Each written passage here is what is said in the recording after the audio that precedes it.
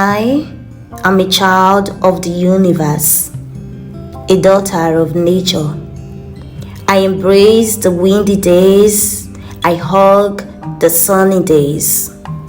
For my mother nature is a double-edged sword. She slaps with her left hands, she embraces with her right hands. Sometimes she's a little too harsh, but her love is sure and true. Other times she's a little too kind on people I condemned, and I wonder if she's fair and just. But my mother nature is a double-edged sword. But none is fairer than my mother nature.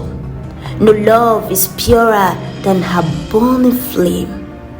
The intensity of her love is infinite. The rightness of her anger is absolute.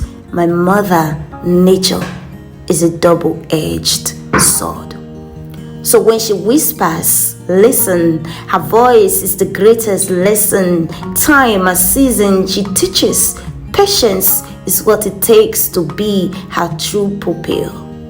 Listen and learn. Watch and believe. Pray and have faith. For my mother nature is a double-edged sword. She rewards love.